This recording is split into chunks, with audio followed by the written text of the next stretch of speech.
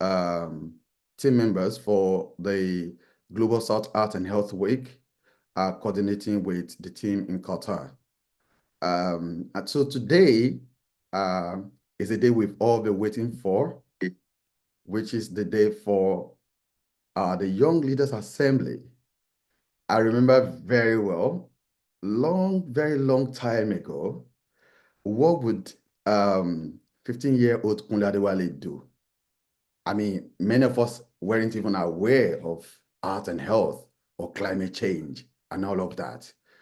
So, but today to have a gathering, to have a space for young people, I think it's just very important that what I missed as a young person, young people like Esme, young people like Abubakar will not miss, because it's an opportunity to have a voice in the world, to have a voice to contribute to important conversations that affect young people, that affect our environment, that affect our well-being, that affect our lives, that affect our neighbors. So it's just an opportunity to bring young people here and to hear their perspectives on art, health, creativity, and well-being.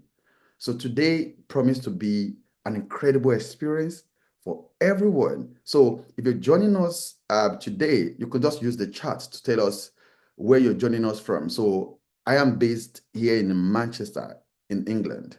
So I'm an artist, like I said before. So you could just use the chat. Just say, oh, my name is, tell us your name and tell us where you're joining us from. And you could even tell us your profession as well. We'll be delighted to know who you are. So if you don't mind, just populate the chat. Introduce yourself kindly to us. So just would like to know you, wherever you're joining us from. Very quickly, please. Yeah, please do not introduce yourself by hello.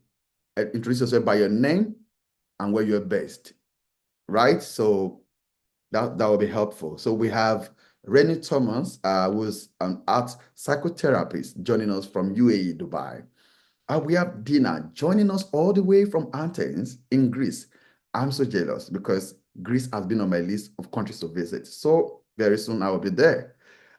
We have Evelyn joining us all the way from, we have Tima joining all the way from Syria. Amazing, that's great. We see we have Aliba. Please just tell us where you're joining us from, not just your name. It will be helpful to tell us. Zoe is from England. That's good. That's great, my fellow England. English. Ruby's from Scotland. I was in Scotland not quite long. I was in Edinburgh, and then I've been in Scotland twice this year. So keep telling us where you're joining us from. That's great and amazing. And then so we have Kendi joining us from Qatar, and then we have somebody else joining us from India as well. That's amazing. Please just keep coming, everyone. Keep coming, keep coming. And then we're going right now into our very first talk for today, our keynote address. And I will be introduced the keynote speaker and the person of, no, it's actually spoken word. Ali Lawan, you are giving us the spoken word all the way from Nigeria. So can you please get ready now, Ali Lawan, for your spoken word, please. Are you ready? Very quickly. All right. So Ali, I'm going to spotlight you and then you'll be good to go. Ali, over to you, the spoken word, Smith. Good evening, everyone. My name is Ali Mamalon, a spoken word artist from Nigeria. It's good to be here with all of you. The title of my piece is The Audit, and it goes like this. My heart and mind called me to a meeting at midnight. You have debts to pay, they said. I have been leaving too many blank pages in the book of living, and they were not taught how to edit emptiness. Give us something. Heart needs to pay for repairs, and mind has been losing gambles to insomnia. And I know that these broken beats can only take me so far. The echoes are slowly fading in the hallways of my soul. So I say, I need more time. But time is the one currency that is not dealt on credit. They say I am selfish. I have been spending it on unnecessary things. So my heart and mind did an audit and found out the following. Number one, a large portion of cash went into paying my lungs to accept air they were not used to, because it was filled with the absence of too many people they have come to recognize and love being around. Two, significant funds were transferred to my skin to stop it from cracking, to glue it back together every time it started to expose the secrets underneath that it claims it is too tired of keeping buried, even though it was made from clay. Three, huge amounts were found deposited into the account of my hands in exchange for their agreement that they would not ask for help, that they would not impute the phone password at 3 a.m. and dial the number of that friend who is always awake and ready to listen. Four, a lot of checks have been cut for my legs to get me out of bed every day and walk me to places I have zero interest in going, and then back to my room and on my bed where they prefer to be. Five, receipts showed daily payments to my mouth as smiling fees and extra bonuses for the imprisonment of any sad words and the batch-by-batch release of happy and cheerful statements. And six, the largest share was shared between my eyes to stop them from crying, to terminate their partnership with emotions and reduce them from top management employees to the status of quiet observers. After careful consideration of my spendings, my heart and mind withdrew their budget and apologized for their timing. After all, how could they ask for comfort when I was giving too much to surviving? Thank you. That's amazing. That is incredible. Please let's give it to him. That's beautifully said. Thank you so much for sharing. Thank you so much. That is so powerful. That is the wordsmith, Ali Lawan from Nigeria. Thank you so much for sharing that passionately today. I will be going straight up to the keynote address today. Our keynote speaker, are you ready now? That is in the person of Ali. Ali, are you ready? Hello, everyone. Yes. So let me introduce you properly. Ali Afzal Muhammad is an artist, a student of medicine and surgery, Kiba Medical Yes. College, Pakistan. So Ali is joining us. I know it's quite late now in Pakistan, and then we have this wonderful privilege of having you here today. Over to you, please. Thank you. Hello, everyone. I am Ali Afzal Muhammad from Pakistan. And mind my turban if it's very disturbing. I had a small accident last week. And currently one is also happening right now. I don't know why my data crashed and my PowerPoint got stuck. So that's why I got a little late. So please bear with me. Let's sharing my screen. Is that okay? Yes, go ahead and share, please.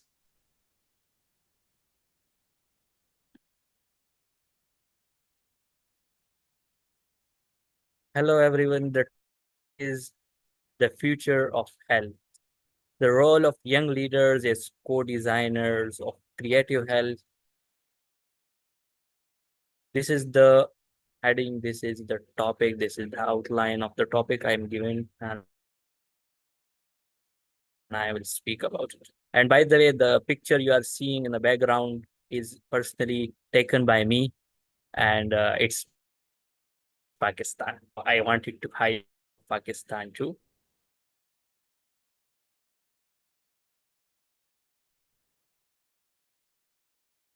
About me, so I am Ali Afzal Muhammad from Pakistan province, Khyber Pakhtunkhwa. I am a first-year medical student at Khyber Medical College, Gsahw. I am a modern calligraphy artist. I am a nature photographer, poetry. I am a paid public speaker, and as well as let's go for it. I want to have an interactive session who have joined. So please, you have to keep your ears open and your finger should be active in the chat box. And the question I have for you is art and academics. So tell me, guys, can art play any role in academics? I want answers in the chat box. I'm waiting. Nahi, yes, no, yes, okay, yes, it can be. Okay, great. So, okay, yeah, these are, I'm waiting. Come on. Tima, what do you think? I definitely agree.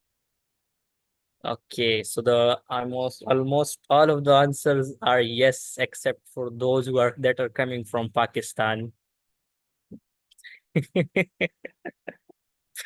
Okay, so that's I guess that's one of the reasons why I easily get the spotlight in Pakistan, because most of them think that these things did not have an active role in all of these. Okay, so the where did it go? Yes, so sorry. Yes, here it is. Yes, answer was absolutely yes. But now the next thing is how. Everyone answered yes, but how? Should I answer it or should I wait for your responses? Come on. I need some responses, please. How? Any ideas, any guesses? Anyone? Okay, I will answer it myself. This is. Now I will start with 1 minute. 1 minute. No. I will not go and spoil the fun. I will show you with an example how. Okay. But first I have a short, what do you call it? I don't know what they call it, but this is a brain of a normal human. Okay. And this is the brain of an artist. Do you agree with it, Tima? Do you agree? I definitely Okay. I agree, of course, but I think Aminu and Brahim have something to say. They raised their hands, so if you wanna. How about I take answers, questions at the end? Okay, so I said that how can it affect, how art can help in academics. Here, I have this thing, you know, the one on the left, this one. This is calligraphy. I am a calligraphy artist, so I will be using more of that. This is calligraphy, simple.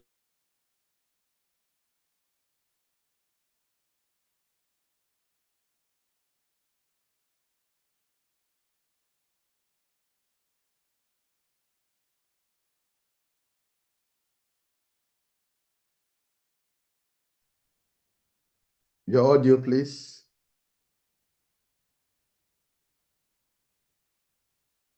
Ali, your audio is bad.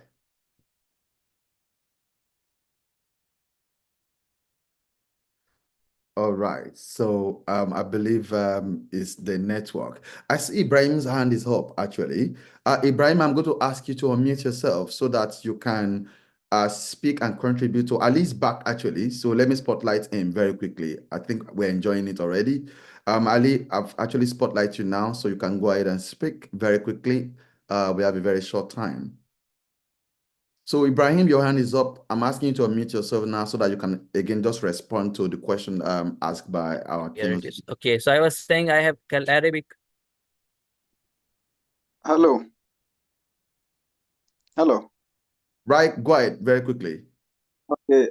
Hello, everyone. Good evening, everyone. As I said in chat box, art can help in academic by enhancing creativity, improving critical thinking, and making complex concepts more accessible through visual and experiential learning. That's beautiful. Thank you for sharing. Our keynote speaker is back. I think that's a wonderful contribution. Over to you, Ali, as we move forward. Yeah, Ibrahim was very right. Okay, so I was saying that I have an Arabic calligraphy on the left and I have a painting at the right. And see when these two combine, what happens. Here it is. You can see the masterpieces that have been created. These are the combination of art and calligraphy. Why am I giving this example? Now coming to the point that I was discussing. The medical students, my classmates who have joined, they would know on the left, I have a page from chapter 20 of the Guyton and Hall medicine textbook, which is a very boring book to read, which is, what they call it, a difficult one to memorize. And on the right, I have, what do I have? I have a painting. So you see, when we combine the academics, when we combine this with this, when we combine study with arts, when we combine academics with art, this is the outcome. And this is personally my own notes. Okay, I am using arts for my academics. These are my own personal notes that I have drawn from the Ninja Nerd lectures. May God bless him, because he's been helping us a lot.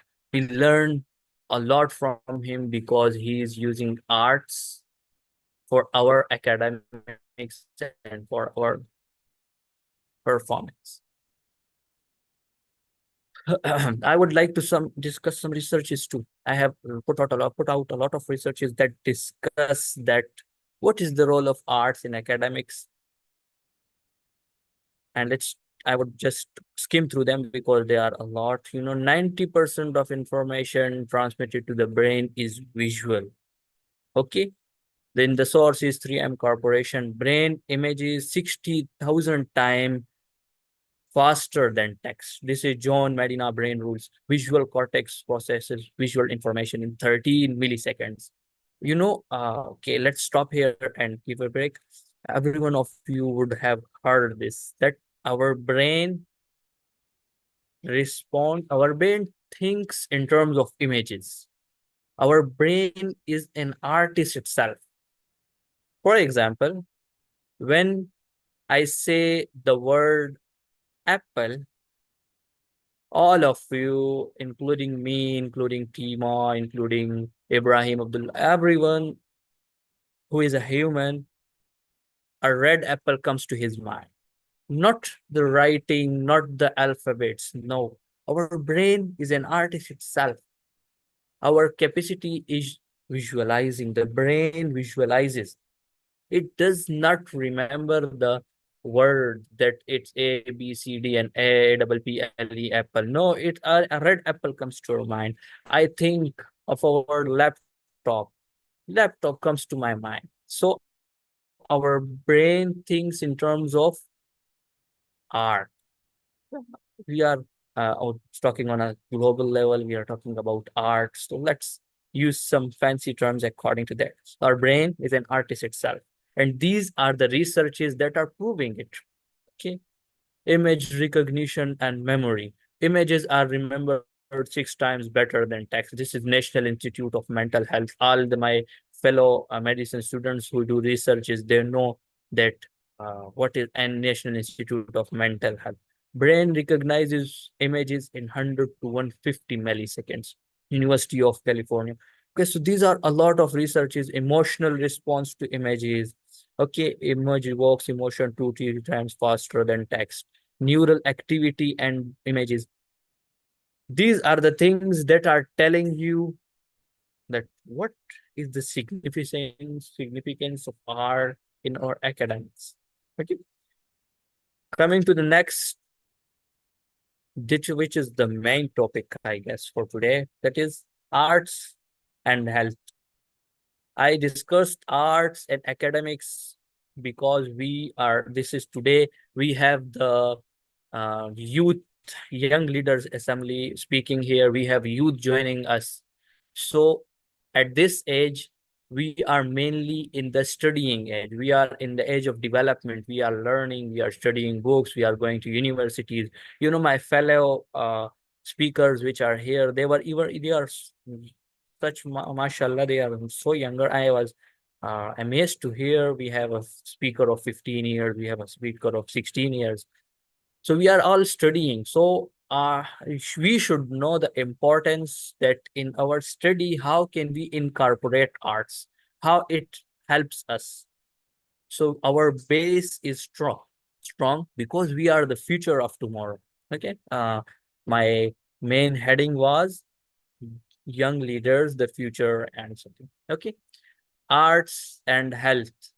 Can arts affect health? I want the chat box. I want answers. Can art affect health? Like study, I have briefly discussed. Yes. How can it affect health? How can art affect health? Can anyone just yes or no? I need yes or no. Yes, yes. Okay. Okay.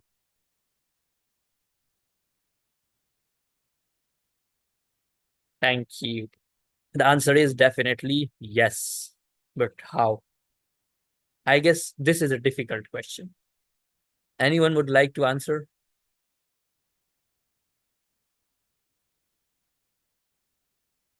Yes, Tima. Okay, so if you think about it in a very simplified way, whenever whenever you feel a bit upset, I guess you turn to music to like maybe you find it a bit therapeutic. And also, if you think about it in another way, it's scientifically proven that if you plant a seed and you put Beethoven, for example, on a speaker in front of the plant, it grows faster, better, healthier. So I guess that just explains it. Okay.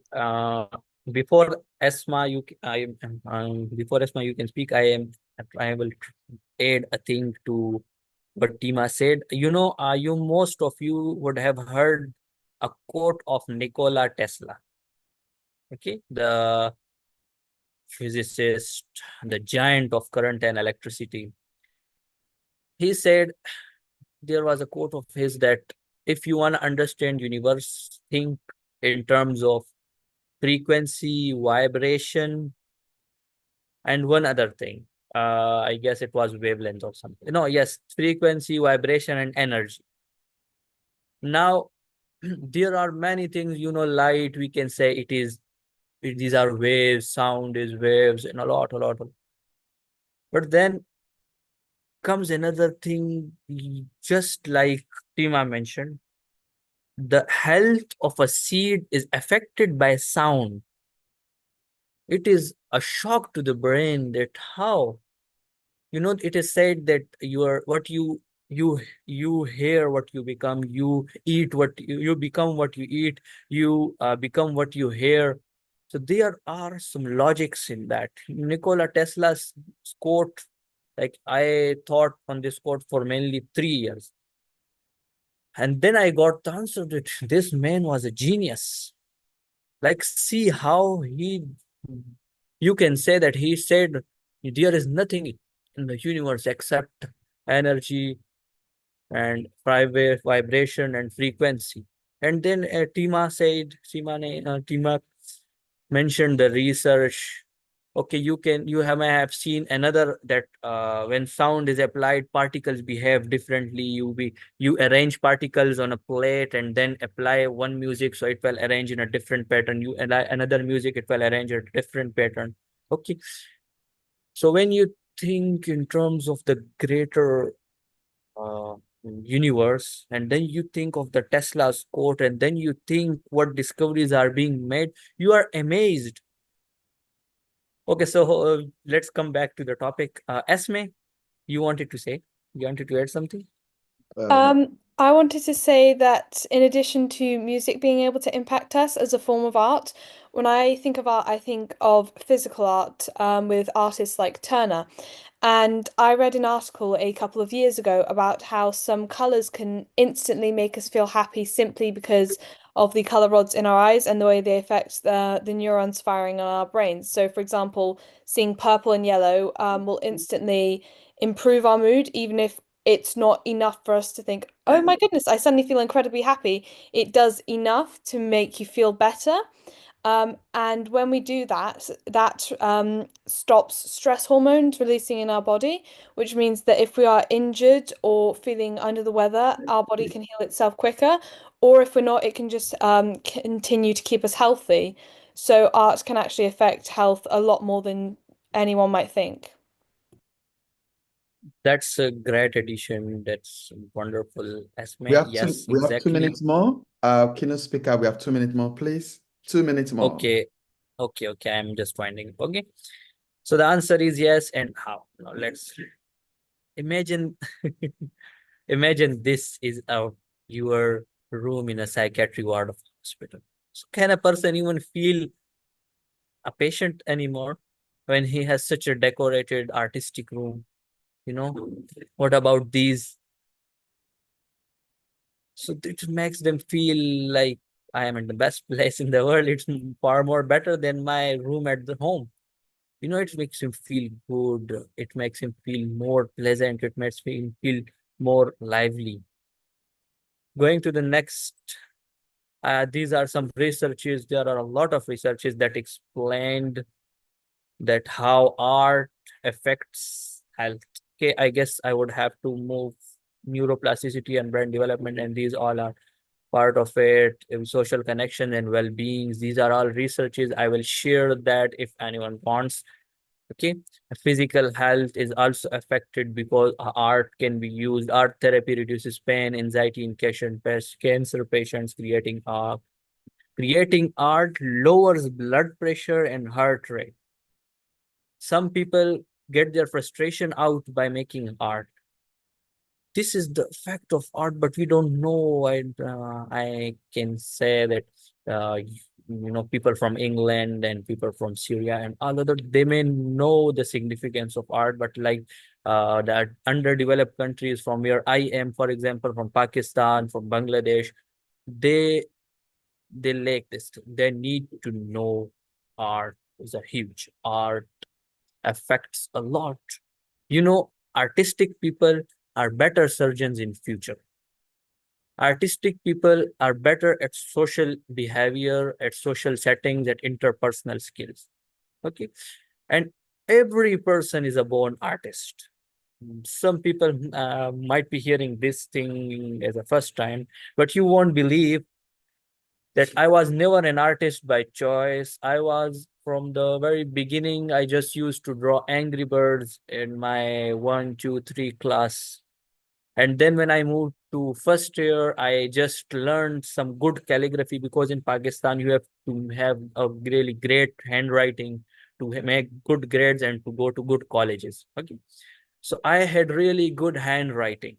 And then when I completed my higher school, I just took some paints and I just implemented that Arabic calligraphy with that paints, and it was great.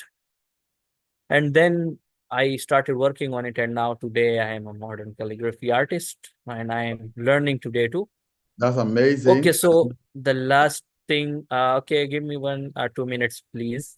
No, time is up. Just 1 minute, please. Just one. Acha, okay, yes. Okay, so young leaders. I know I am speaking to a lot of young leaders. I can see the spark in you guys, especially our Tima and Esme and all of our participants, and especially the one, okay, and all other participants. Young leaders, how are we the future and how are we the future of health? So, each of us is involved in social interactions. Okay. The way I behave, it will have an effect on my home, on the people that are surrounding. If I am a happy person, if I am a positive person, if I am an optimistic person, it will have a great effect on their lives as well. Okay, and today the future of the globe rests on our shoulders. We are the future because in 10, 20, 30 years, we will be holding the ropes that our elders have now. The more good we learn, the more better, the more clear psychology we have, the more clear what they say, the more clear our mind is, the more clear our vision is. Okay, the more clear our path is, we can go to heights that our elders have never achieved before. And this human brain is a superpower. Thank you so much for that. And Human brain is a okay, superpower. I think that is such a very I powerful. guess I should. Yeah. I think Thank you very much. Ali, please put your Instagram and put it in the chat. You are an incredible speaker. You can please stop sharing. This is such, please let's celebrate our amazing keynote speaker, everyone, please. He's such a professor. I bet it, like, if we didn't get to stop him, Ali will talk for the next 2 hours and it will feel like he's just having good time. But I think it's just an amazing opportunity to just, hear his point of view as an artist, as a student of medicine and surgery. And I'm even like dazed by his artistic calligraphy. I mean, it's just incredible. And right, I think it's just amazing. Please just use the chat. Let's celebrate. Let's honor him for such a wonderful contribution to this Young Leaders Assembly today. Thank you so much, Ali. That is such. I'm glad we brought you. You're like the right person actually for this. Thank you so much for that. Thank you so much for that. We will go quickly to just, I will still read some of the things we have in the chat, but I would just again want to this is like open dialogue. Like Ali asked us, young people, how are we the future of health? Right? I think that was actually a very good way of asking us that question to make us reflect, to think, and all of that. But we're going to go next into this, just more like an added a conversation to what Ali shared with us, all of us today. The role of young people in healing the world. I mean, we've seen what is happening in Lebanon. We've seen what is happening in Syria. We've seen what is happening in Gaza. We can't say we're not saying it, we're not observing. And even in other places as well. So I want to ask all of us here today, and if you want to add to that conversation, so this is not a segment for one special keynote speaker or guest speaker. All of us are speakers here. So if you want to add to that contribution, then you could just raise your hand, and then you could just kind of like just quickly contribute to it. The question here is, what is the role of young people in healing the world through art, creativity, and collaboration? So if you want to respond to that quickly, you can just raise your hand. What is the role of young people in healing the world through art, through creativity, and through collaboration? Tima, over to you, please. Hello, my name is Tima. I would just like to answer the question. I believe that the only way that anyone can change or a society can move towards change is through art. Let it be music or paintings or poetry or any type of art. I think that it's the only way for change, or at least true change. The reason I want to become a singer is because I want to raise awareness towards true subject that matter, looking forward for a bit of change in this world. So that's what inspires me to make art, to sing, to make music, and write stuff down. It's because I want to see change. I don't want future generations to live in a world where they don't feel like they belong. I don't want future generations to feel like they're endangered because of their ethnicity in any shape or form. So I guess that answers your question. That's amazing. Thank you so much, Tima, for that brilliant response. And I agree absolutely with you. Let's go quickly to Aminu. Aminu, I'm going to ask you to unmute yourself and so that you can just contribute. Aminu, over to you, please. I'm asking you to unmute. Okay, great. Hello, everyone. Regarding this question, I think youth have a role to play through artistic way to heal the world. I've seen in my community, in my society, there are many young people who pick up the interest in literary and literary works through writings, through poems, and they have did incredibly well in transforming, enlightening people. And just like you said, we have seen war in Gaza, we have seen war in so many places around the world, and through this, we can advocate peace, we can advocate for good leadership if youth actively engage in literary works to write and also to be creative. And I think this is one of the way we can, as youth, we can advocate and contribute in healing the world. Thank you. That's amazing contribution. That's great. That's incredible. Thank you so much for that. I see Esme hand is up. To answer your question, I just wanted to bring light to the fact that part of the advantage of being born after so many incredible people over the centuries is the fact that we can learn from them. So not only do we have our own ideas that we draw from the world around us, but we also get to look back at all these incredible role models and learn from them and create more incredible art to inspire future generations. And we can do that by studying or simply by following our own interests. So I think the way we can impact art as younger people is not just by looking at the world around us, but looking at the past and looking at what might be the future and drawing inspiration from there too, because there are so many incredible people and things in the past, and I'm sure in the future.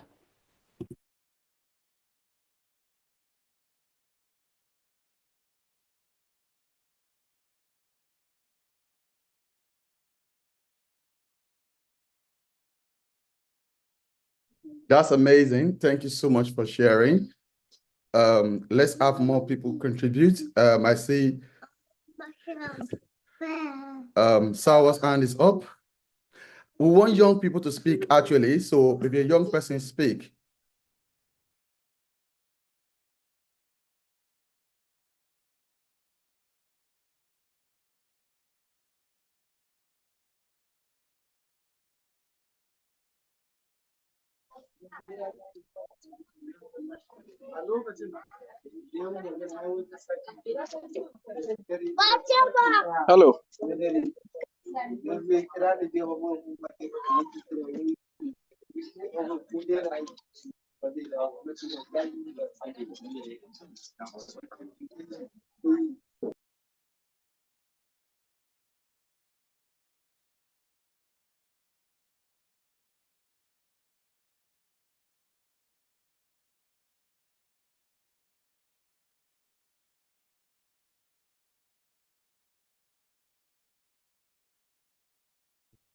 Hello. Hello.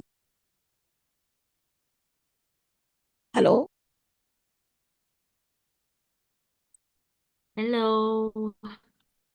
Hello. Hello.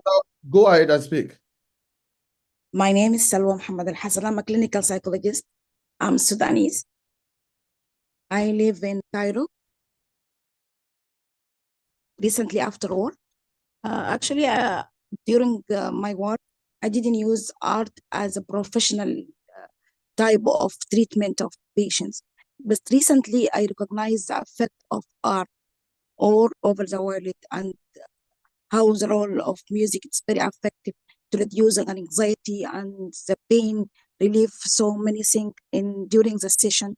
And the art for diagnostic for the child after traumatized child cannot talk afterward because of the stigma, because of the fear, because of so many reasons. They're not be able to talk. But through arts, drawing, we can diagnose them, we can help them to reduce what they are feeling, to share. Children always is avoiding, according to society, to join with all or to come to therapist to explain what they are feeling. But by art, we can see how much it's affected, how much it's changed the behavior of the kids when we talk through arts or to music therapy. When you put some type of music or African music, we find that children, they respond by dancing or laughing or share others to reduce the shameness of them.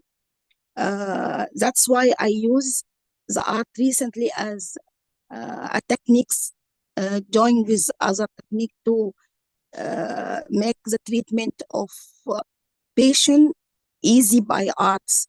And that's why I joined Gsahw weeks to get more experience from others who have old experience than me, to learn from them, to acquire another type of or modeling to add to my experience.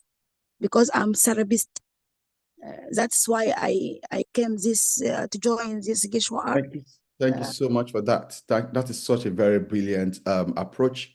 Thank you so much for that input. We will hear from one last young person, and then we'll go next to music. Ali Lawan, very quickly, just 1 minute. Ali, I'm going to ask you to unmute yourself. Speak very quickly. Thank you very much. So, how can we as young people heal through our arts? So even on a personal level, how do we heal? We have to break things down to a smaller level, to micro level, to see how we can do it on a larger scale. Even on a personal level, how do we heal? We heal by first accepting. We heal by talking. Even if you have a friend who is going through something, the first thing you say is, okay, do you want to talk about it? So it's a conversation. Healing is a conversation, and there's no better conversation to have than art. Art is the best conversation. Some converse through poetry, some do it through music, some through painting. But despite the art form, we are all trying to converse with ourselves and with the world around us, and we are trying to internalize and accept our stories. So we can help the world by accepting our stories and telling our stories. So that's just contribution I wanted to make. Thank you. That's such a very wonderful way to just close that segment. Sorry, Faith, I won't be able to take you because of time. But definitely we would again, we'll see here now. Definitely you can still contribute, but that's very powerful, Ali, for that contribution. Let me say this because of the safety of young people here. We would love you to use your real name. If you're here, if you've joined us, like somebody was here before, and then the person used a particular name that we do not feel safe with. So if you have your real name, your name, I'm sure, wouldn't be Dr. Strange, right? On your passport, you have a name, right? So use that name here. This is a community of young people who want to make sure everybody's safe. So please, if you're not using the right name, change it now. And if you do not change, we're going to remove you for the safety of everybody here, all right? So you have 60 seconds to do that. And if you do not change it, for the safety of people here, we're going to remove you so that we can continue this conversation. All right. I'm talking about music, poetry. Let's see what next.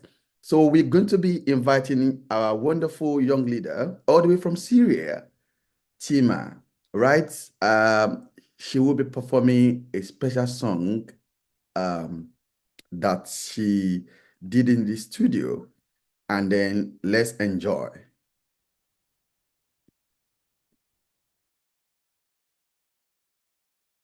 Hello, my name is Tima Qiyumji. I am a young leader from Syria. Today I'm going to be singing a song I wrote called Suffocating in a Dry River.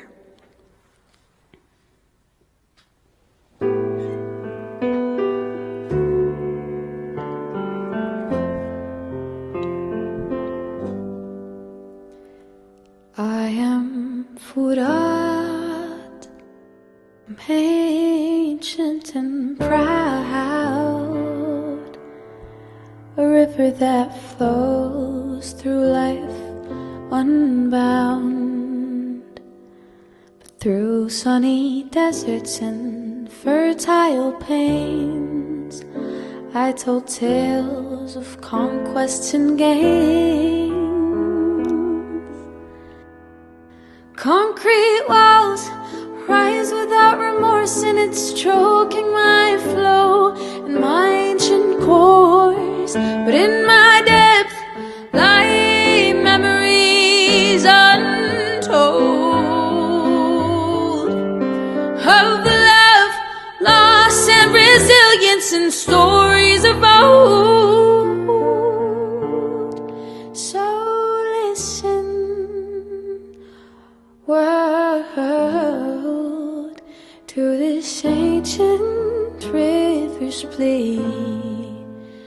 Let me flow, reclaim my legacy.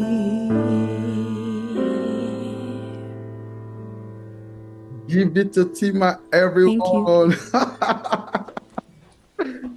Amazing Tima. Yeah, if you don't know who Tima is, I'm going to spotlight Tima now. In case you don't know who she is, this is Tima here. Please let's give her a wonderful, round of applause, everyone, for such a wonderful music performance. Brilliant, amazing, incredible, moving, inspirational, mind-blowing, terrific. Thank you. Sensational. Thank you. Thank you. Thank you. Yeah, Tim, I was going to ask you, what inspired that music? Very quickly, just in 1 minute, because we need to move to the next segment now. What inspired Sure, the sure, sure. perform now, please? Okay. So first off, the song that I actually sang was a poem that I wrote that's included in the film, that Place for Hope, that us young leaders make. Anyways, so the song is called Suffocating in a Dry River, and it's about the Furat River in Syria. That unfortunately, because of, I guess it's a dam that Turkey built to generate power and take the fresh water, it just cut in, so we don't have water anymore. And that caused a lot of droughts and a lot of people not to have clean water to drink. And because of that, I wrote a beautiful poem, which is, the song is not the whole poem. The poem is a bit larger with extra parts that explain the story of Al Furat. So yes, basically it's a river that's no longer really a river, it's just a dried river. And I like the name that I created because you can't suffocate in a river without water.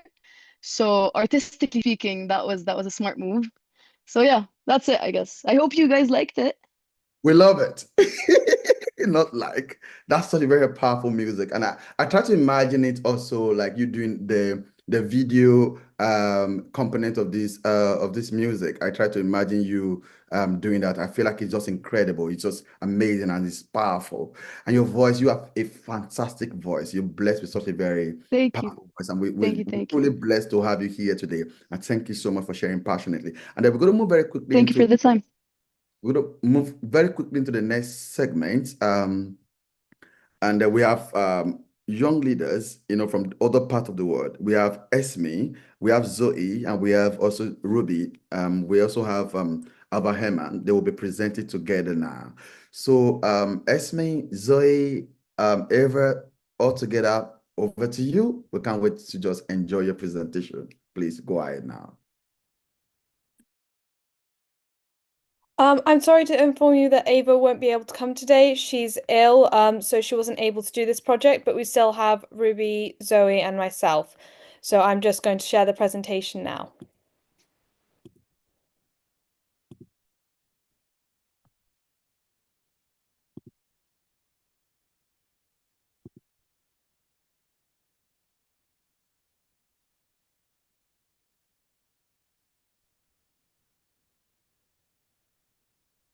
Okay, Ruby, do you want to start?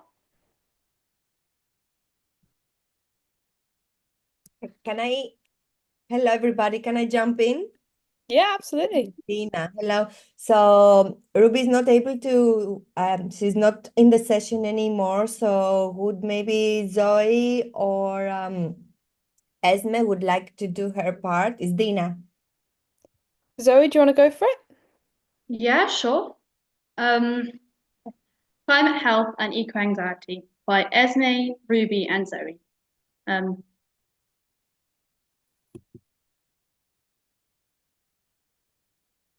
What is climate health?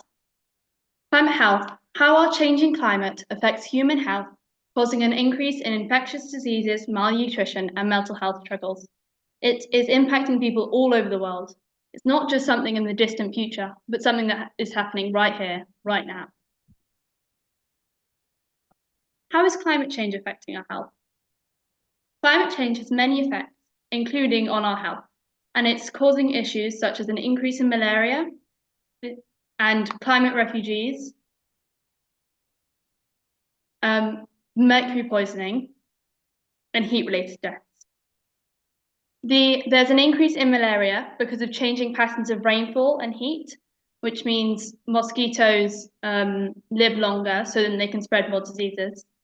According to the Intergovernmental Panel on Climate Change, it estimates that an additional 51 to 62 million people will be exposed to malaria by the 2030s. Climate refugees. Now, these are people who have been forced to leave their homes because of climate change, often because they can no longer make a living.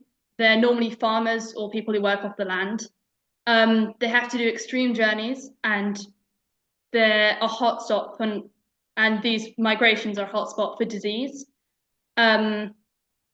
There's some examples there, such as measles, cholera, and meningitis. There's also mercury poisoning, where there's, because of flooding, the gold, when gold mines are irresponsibly mined, the mercury ends up it ends up in the water systems because of flooding. I remember once when me and my sister went to the beach and it was beautiful and we came, and then for some reason the whole beach was just shimmering. And we went closer and it was like fish everywhere, dead fish, literally. They're all shining on the beach. And it was really haunting. And we tried to work out why. And we think it's because of mercury poisoning, because all of these animals have been killed. And also because of that, obviously because of the water cycle, the mercury ends up eventually in our soil, and it's going to be a growing concern for food that the soil won't be able to grow food anymore. And obviously there's also problems with heat-related deaths. You can see the statistic there. There's been a rise in heat-related deaths by 70% for those over 75. The people who are impacting our planet the least are the ones on the front line of every climate-related disaster. In Saudi Arabia this year, during the Hajj pilgrimage, at least 1,300 people died from heat exposure.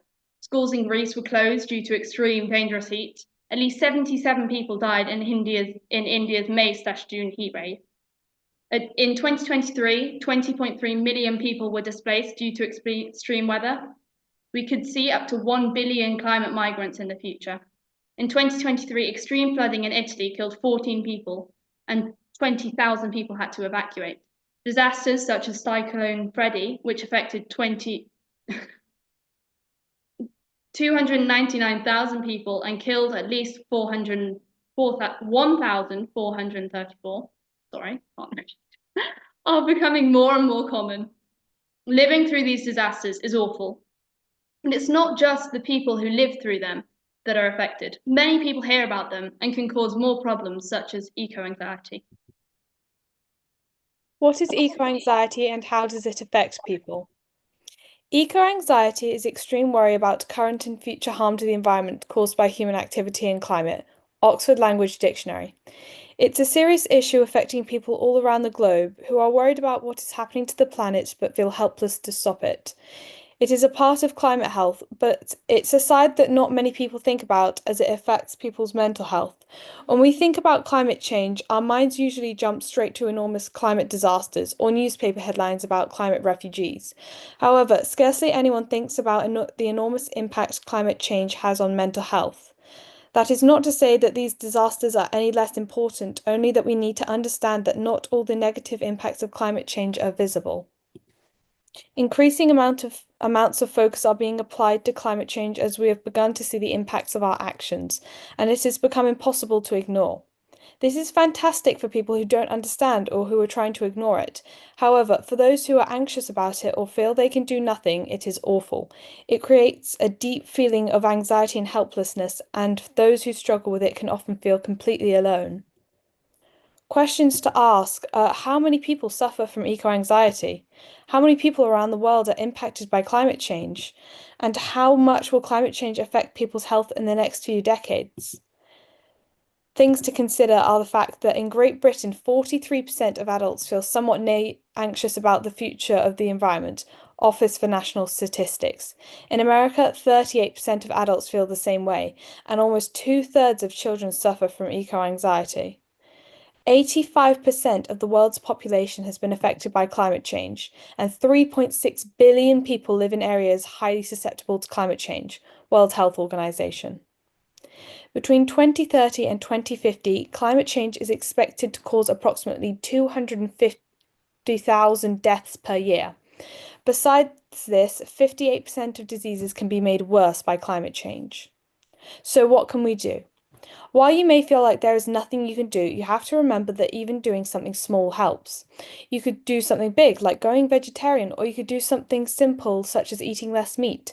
Other things, such as taking public transport where possible rather than driving or flying, or spreading the word about the climate crisis and encouraging others to take action, all make difference.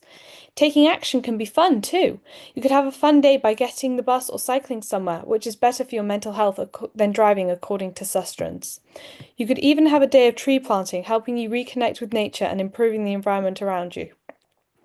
The most important things we can do are consider your choices. Talk to people about climate change, share ideas. Reduce unnecessary consumption and don't waste energy, and take public or active transport where possible. Creative outlets, a response to eco-anxiety. I found being part of the Rosetta Life summer school really helped. This is where we made a video about climate change. Although it's easy to feel scared and alone, it was really helpful to find other like-minded people around the world and create something beautiful from our concerns. Even though sometimes it feels like it's just you who cares about climate change, especially when you're surrounded by various people. The fact that so many people have turned up today proves that people care and that not all hope is lost. We created puppets for our film, made out of rubbish we had found. The puppets represented characters in our film. The one on the left you can see is a water goddess. We were thinking about the deeper spiritual meaning of water for various communities around the world. You can see the bottom bit is just a plastic glove, and the head is actually made from a bottle, and the top bit is from a toothbrush. It was really inspiring that rubbish that no one would think about, you could turn into something so beautiful. And you can see on the top there, me and my sister went out litter picking, and it was quite startling. You see the giant bag. That was the amount of litter that we collected on just like a 10-minute walk around our community. But it's good that there are people that care about it and that people are doing things to help.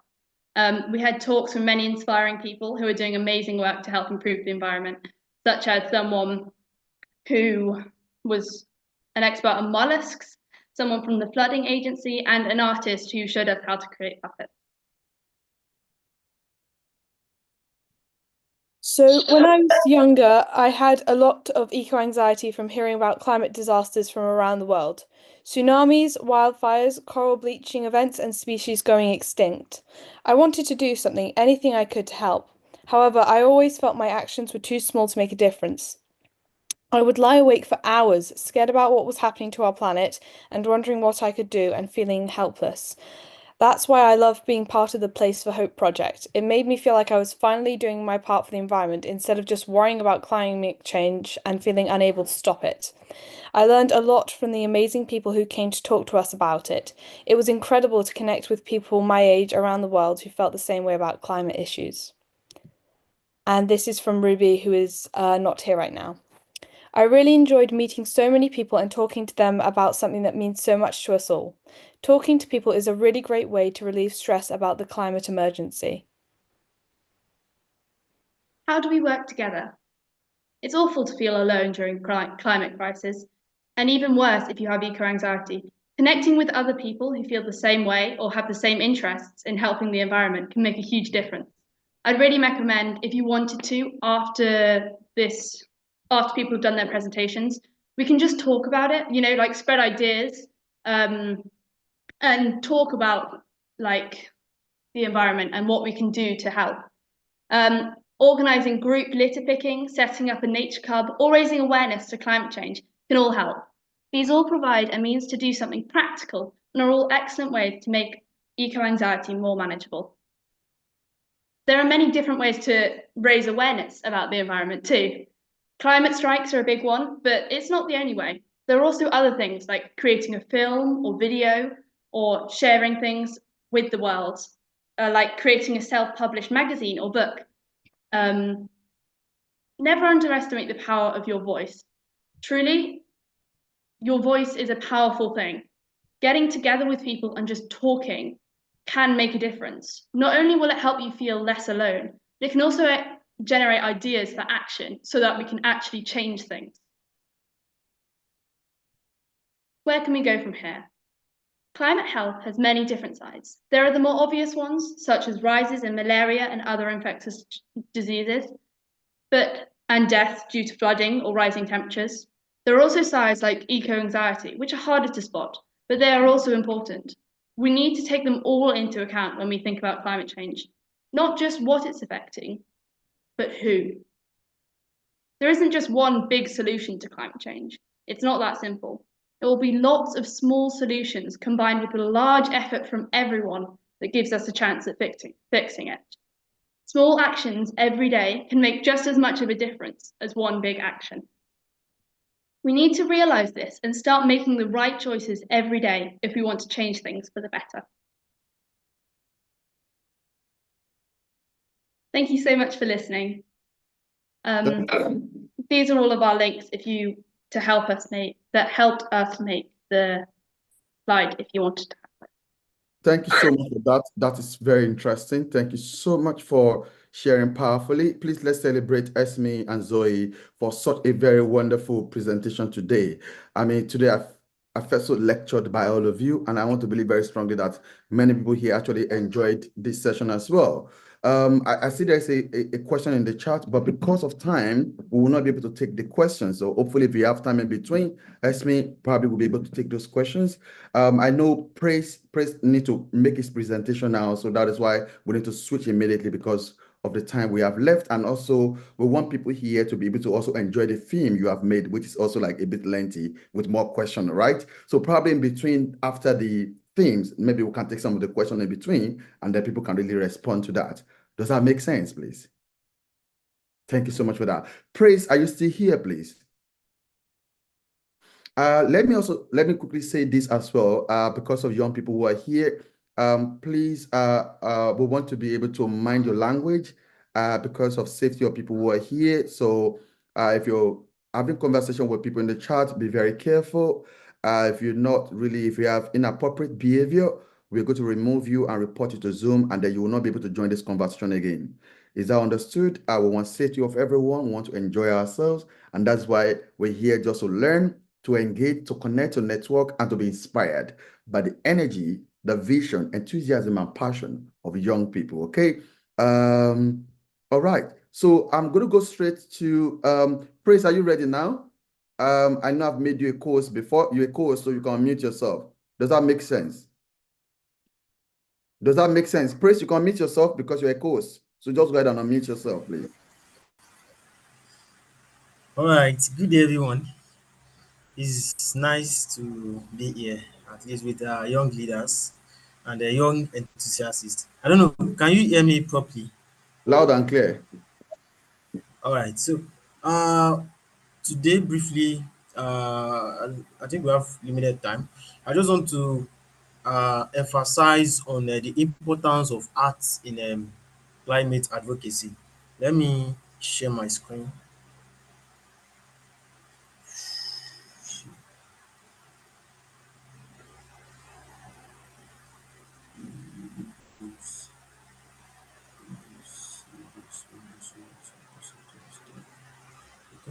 Are you Sorry. sharing screen, Praise? Okay, I'm trying to share my screen. Okay, can you? Do you want me to help you Yes. very quickly because of time? Okay, you're sharing already. Go ahead.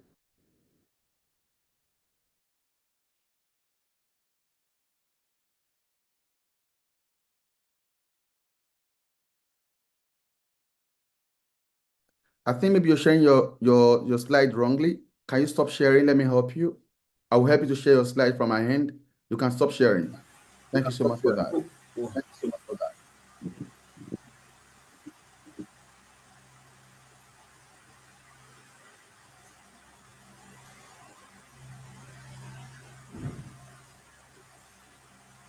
All right.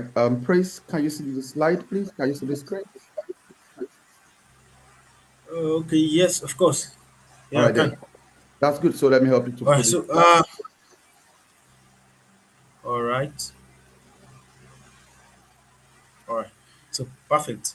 So can you let me go to the next slide so I can quickly. So what is arts and how does it influence climate change?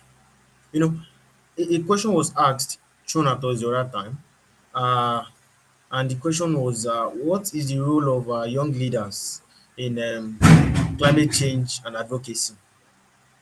So, in summary, we young people we are like a kind of catalyst. We increase the we alter. In other words, we increase like because we have potentials. Most of us are young leaders, educators, and then most of us are innovators. We have ideas, innovative, great ideas that will bring in into this sustainability project. And that is why this energy and determination continues to be a driving force in the global movement for climate justice. And that is why we as our young leaders, we need to take up the challenge more than what we've done before and ensure that the fight against climate change is ensured. So I talk about another aspect of climate advocacy, and that is influencing climate change through art.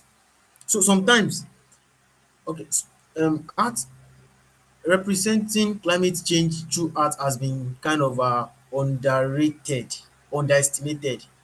Yeah. So that is why we are trying to raise our voice to ensure that the whole world, the globe can understand that we can also express, we can also advocate for climate sustainability through art.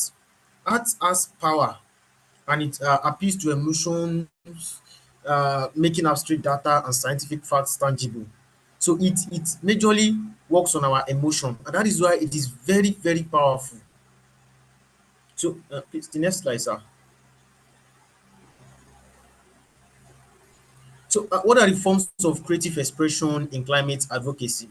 We have the poetry, the storytelling, the drawings and paintings, the digital arts and murals.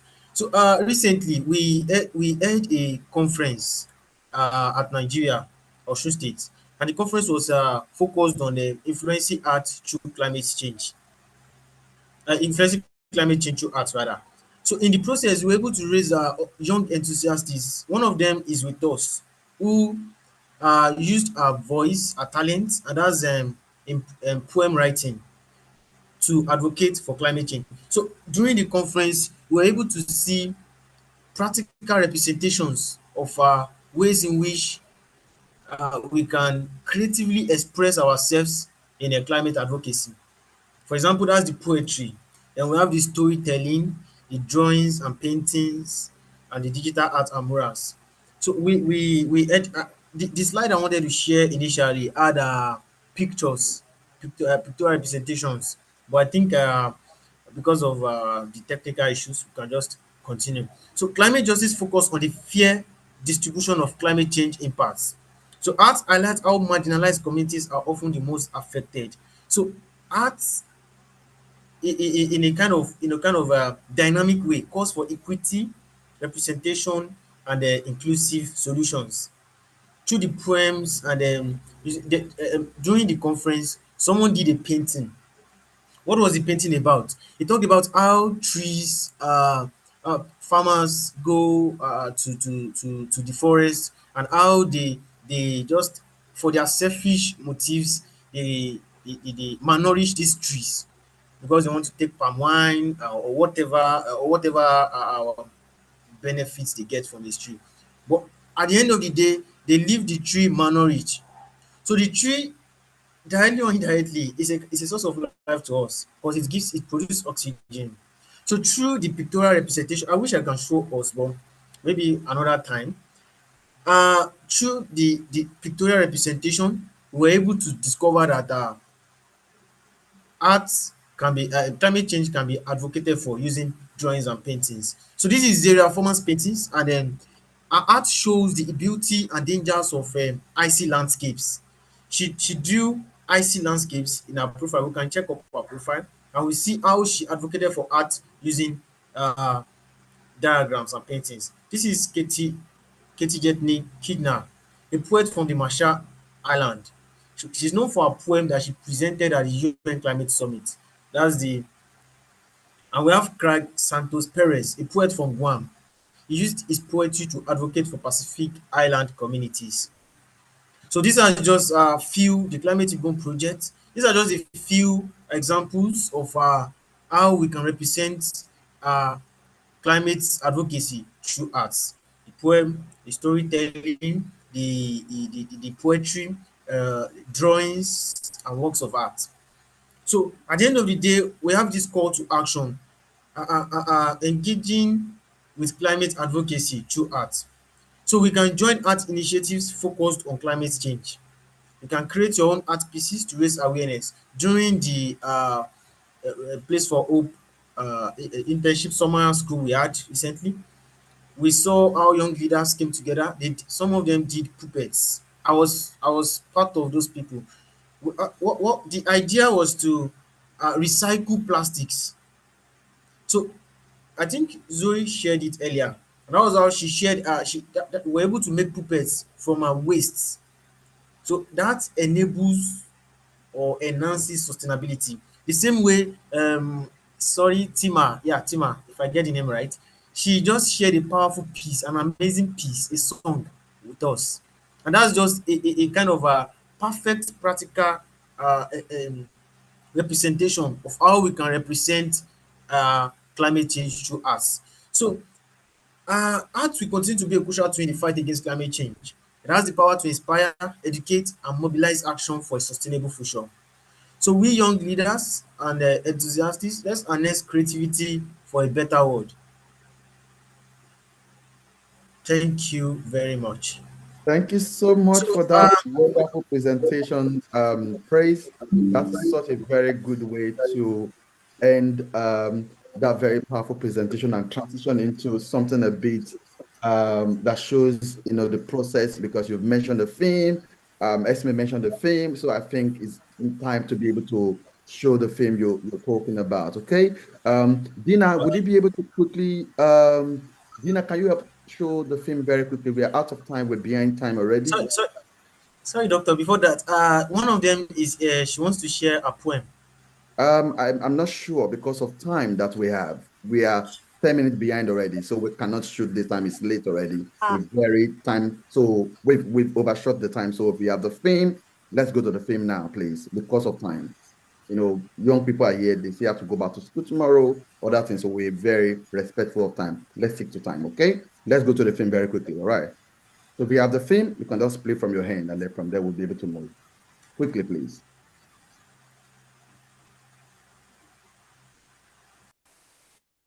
Dean, are you able to share from your hand? Yes, we shared from my end. Yeah, perfect. Let's go for it. And after this film, we will not be able to take the question because I've said we are behind time schedule already. So what I would just say is, if you have questions, please use the chat to ask your questions. Tima is here, Praise is here, Esme is here, and Zoe is here as well. Other young people who were part of that project are here, and I'm sure they can use the chat to quickly respond to your questions very quickly. All right? Can I share? Yes, play, please. It's the bond between life and death. Water is a bond between life and death. Hey, did you know that 75% of a human's brain is water? Also, 75% of a living tree is water.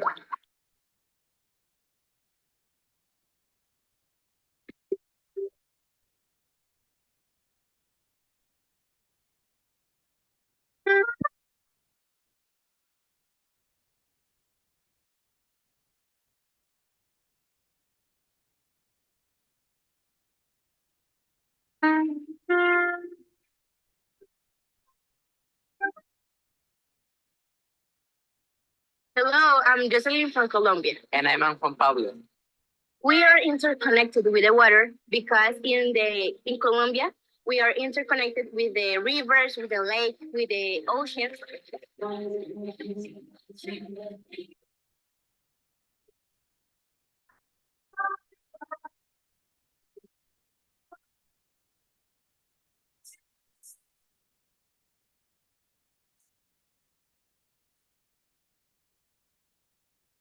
Once upon a time, planet Earth was a beautiful place, full of rivers, lakes, and seas.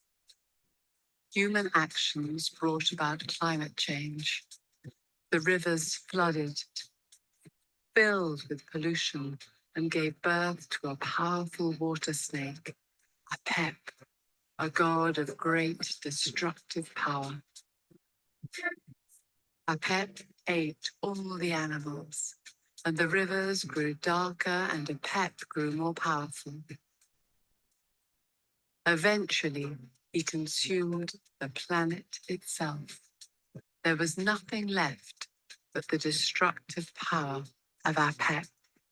Water for me is happiness, and is where I can relax. The water means health, spirituality, and purification on soul and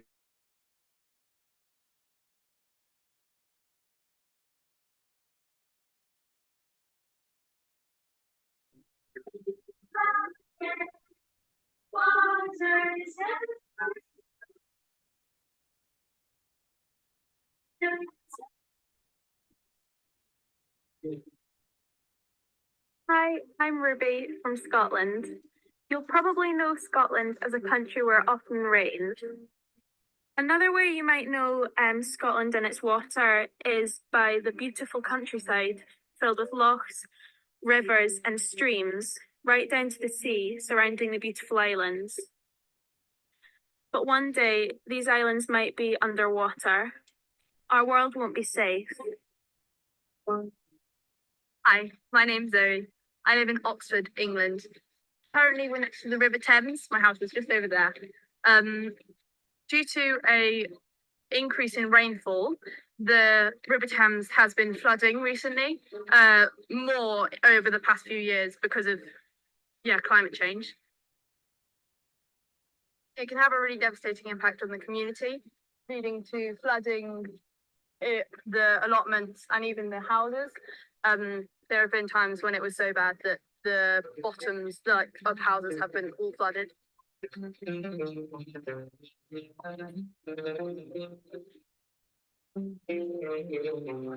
Hello everyone, I'm Nasu Galidia from Uganda, a youth leader from National Association of Social Workers Uganda. We are standing on Lake Victoria from Gsahw's fishing site, whereby Lake Victoria is the largest lake in Uganda and the largest in Africa. Water has reduced over time on Lake Victoria due to climate change, whereby temperatures rose from 38 degrees to 40 degrees, which has led to the reduction of water levels in Uganda. This has affected people living in the community, whereby people, most especially the women who lack water to use in domestic chores. This has forced many women and young children to go and fetch water, which takes long distances to go and fetch water from nearest boreholes, which are whereby they are over like 10 kilometers where a person has to go and fetch water to use at home. Hello everyone, this is our city and it's floating because of the storm and the natural disasters, and that is the dentist over there.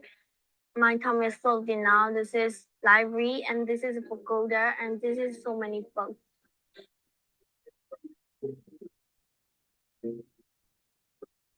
We have also carried out sand mining from the lakes, which has degraded the quality of water in Uganda. The water here is polluted, whereby you cannot drink from these water sources. Hi guys, I'm Noor Hazim al-Masharawi. I'm from Gaza. The conflict had a very big effect on humans, okay? Not just on humans, it has an effect in the air, in the climate, and the water, on everything. And sometimes the well don't have water. So we have to stand in a very long lines just for from the morning, like 6 a.m. or 5 a.m. like this, just to fill these bottles just to drink water. Okay. And also sometimes we don't have water.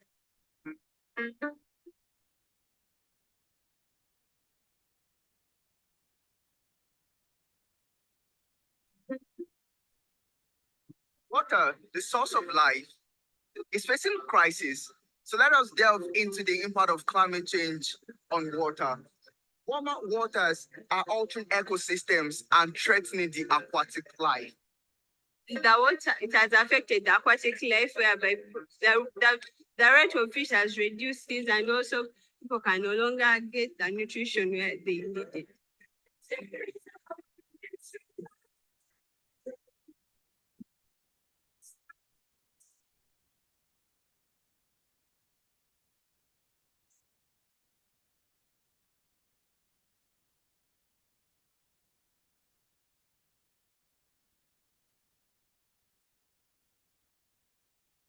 When we come together, we can build a stronger defense, create better warning systems, and support each other in need. It's not just about surviving the flood, it's about thriving despite it.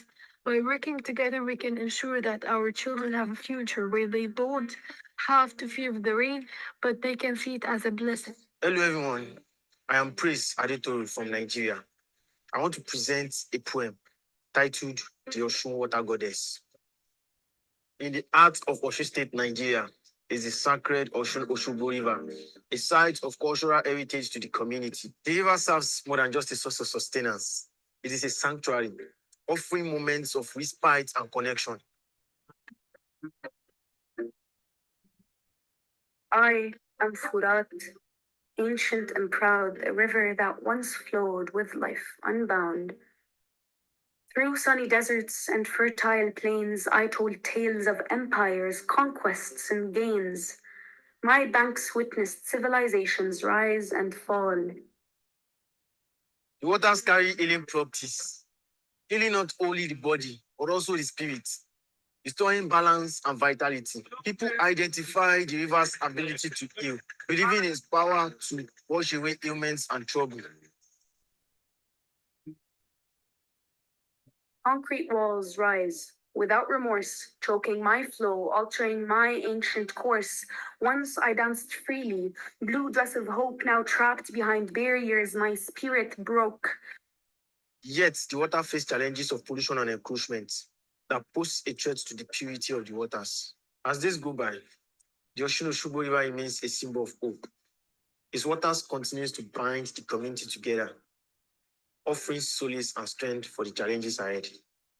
Thank you. So listen, world, to this ancient river's plea, restore my flow, let me reclaim my legacy, for I am Furat, and my voice shall persist, a witness to humanity's folly. I, Furat, resist. As young leaders, we should embark on raising our voices to protect our environment. Let us join hands, share our resources, and stand together in this flooding and happens, when we can make our future and our land a better place. Thank you. But one day, these islands might be underwater. Our world won't be safe. We must act now. Doesn't matter what you believe, where you're from, you are. You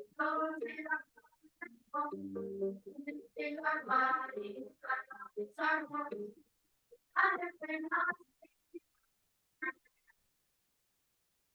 Water is everything.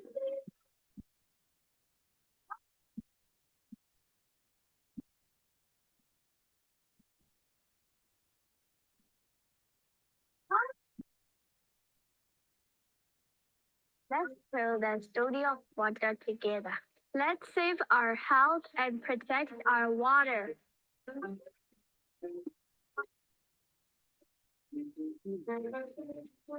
Water is life.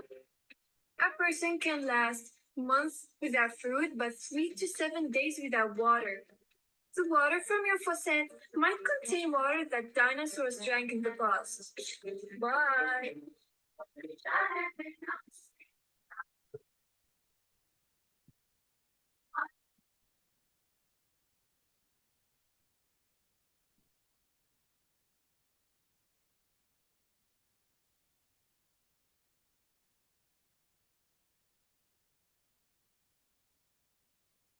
That's amazing. Thank you so much, Dina. Thank you for sharing. That is such a very wonderful presentation from young leaders from Place for Hope. Please, let's give it to them.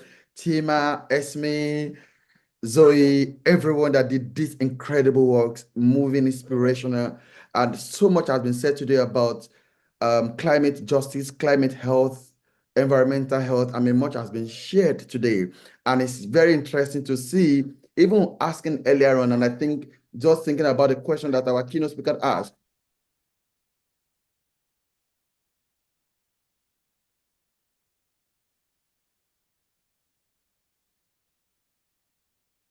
So if you do have any question for them, please just use the chat because we are a bit behind the time schedule. We won't be able to take the Q&A, but use the chat. And I love a response from Esme to, I think, to Ibrahim. That was an intelligent response from you, and I think it's just incredible, right? We have another young leader here, and I'm going to introduce her very quickly. Her name is Yanis. I would also say while I'm about introducing Yanis, if the link to the film that was actually shown now is available, you can put in the chat so that people can again still go back and just enjoy the film. I believe maybe there are more links also to the work that was done by young people from Place of Hope, and if you have the link to all of those works that was done, you can share them in the chat so that the participants here can just pick them up. So I'm going to introduce our next speaker today and our last speaker for today, actually, in the person of Yanis. Yay! Yanis is here, and I'm going to just introduce her very briefly. Yanis is a RISE Global winner. Yanis is a student of psychology and linguistics, actually, at the University of Oxford. Yanis, over to you, please.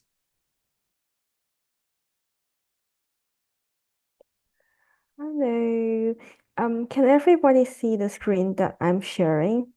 We can see it, please. Just proceed. Okay, great. So hi everyone. I'm very honored to share about the topic, the future of health, the role of youth as co-designer in creative health and well-being here. And thank you for introducing me. Yes, so I do psychology and linguistics. I'm a second-year undergraduate student at the University of Oxford. So I'm currently based in the UK.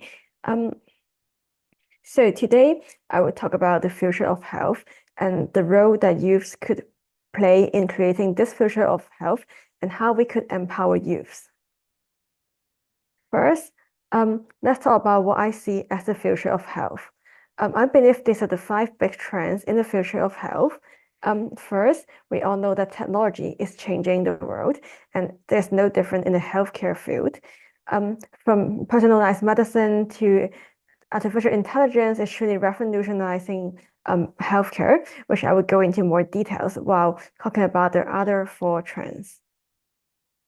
The second trend is preventive health. It's actually a very ancient idea.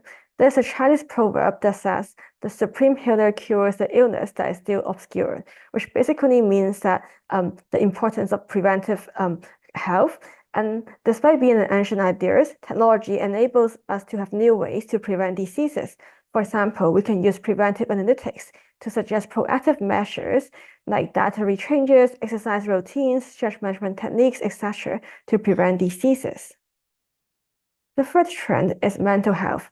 When we talk about mental health, it means to take a holistic approach to health, covering different aspects of health like physical, mental, emotional, social, etc. We also recognize the importance of body-mind connection. For example, in the case of chronic pain, our psychological state actually has a huge impact on how we experience this pain. And technology can also play a role in promoting mental health. For example, there are many apps for mood tracking or meditation, etc. So far, we have covered trends more at the individual level. At a sociological level, health equity is also a next big trend. We need to address disparities related to gender, race, income, geography, and social status, etc. in healthcare. Finally, based on also building on what previous speakers and film screening has touched on, our mental sustainability is also very important for health. We all know that pollution, climate-based disasters, deforestation could affect health. And by promoting clean air initiatives, building green spaces, and sustainable food system, we could improve public health. We also need to address the spread of diseases caused by climate change. So after talking about these different trends of the future of health, what is the role of youth in creating a better healthcare in the future?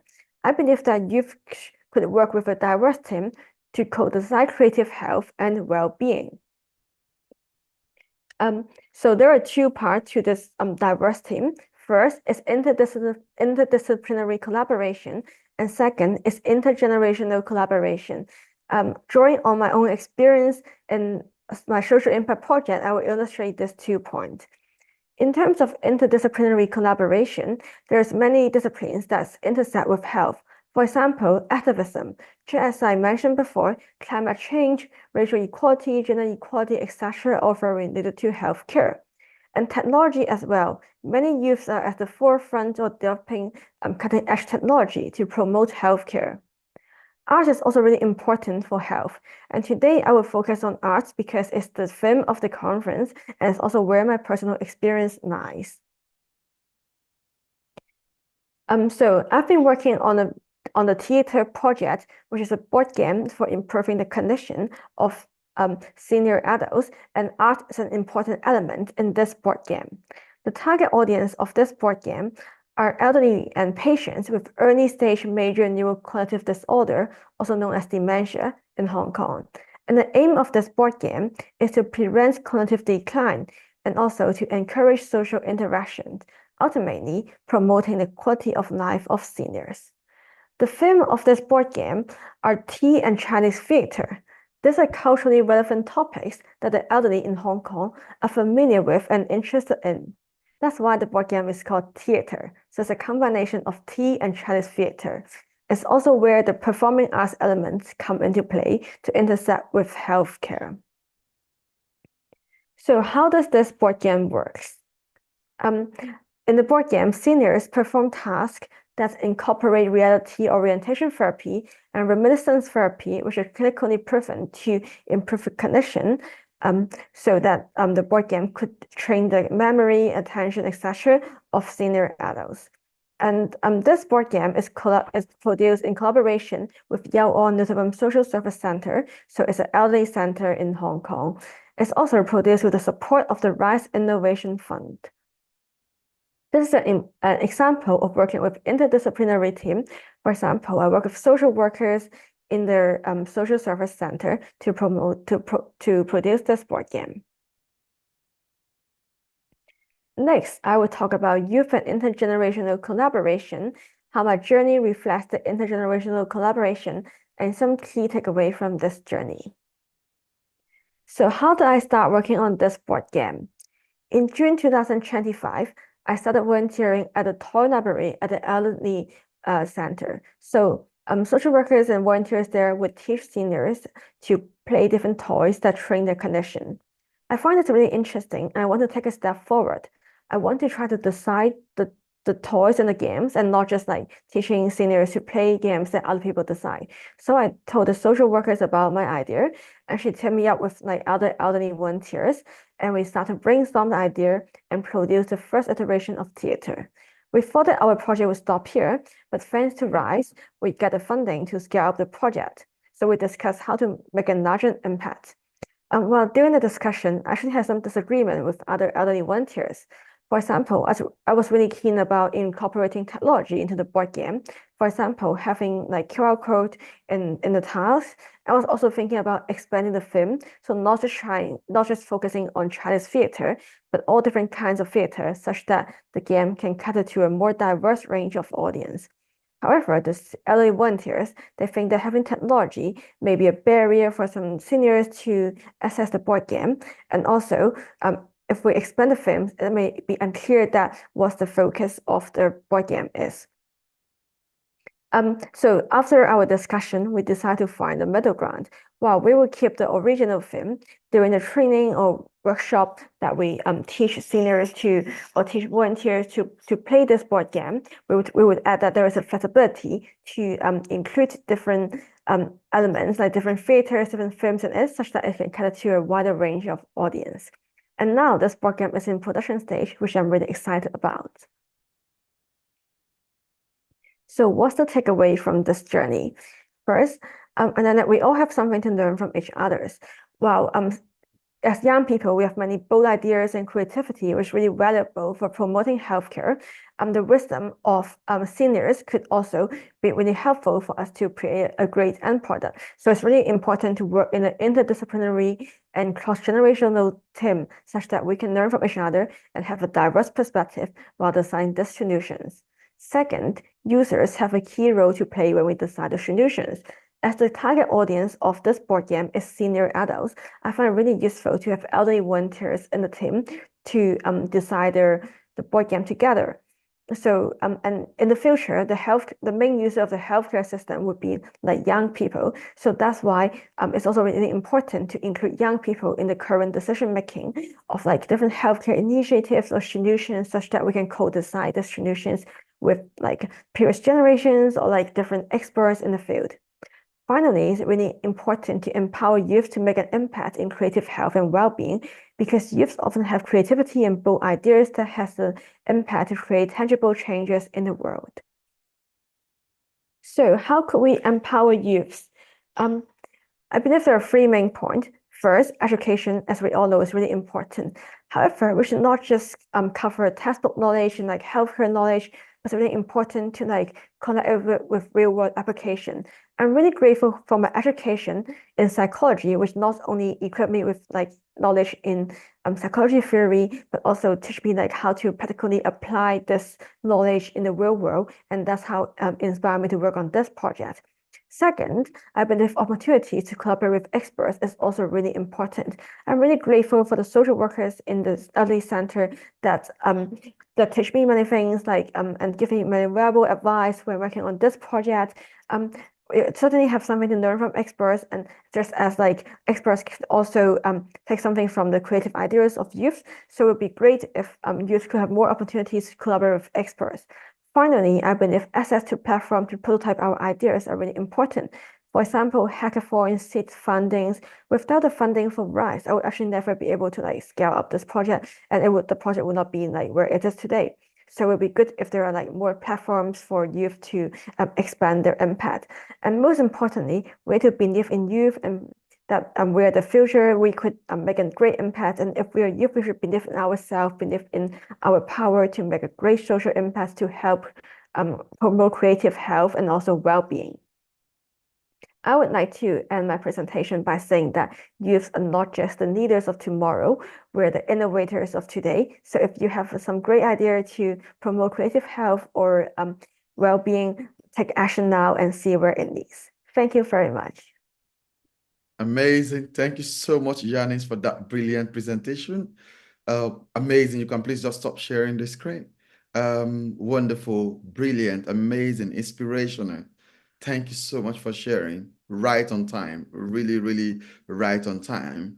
I'm going to keep you there. I'm also going to kind of like ask for permission. I know we're supposed to end this segment or this for the Young Leaders Assembly at actually 5:30 UK time.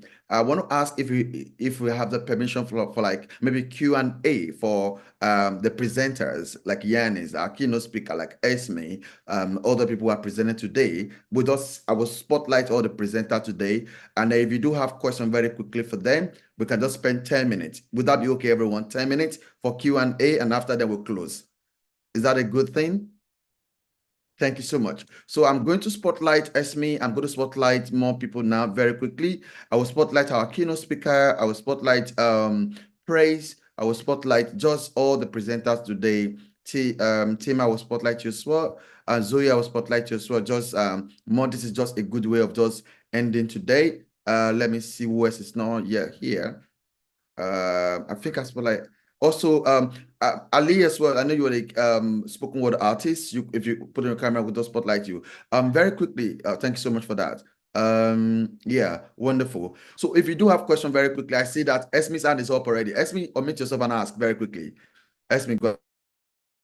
I was just going to say that we were supposed to have someone else speaking, Hanmo, I think her name is, with praise, and we had a rehearsal earlier and she presented a poem, but we didn't get to hear all of it because her connection was a little patchy.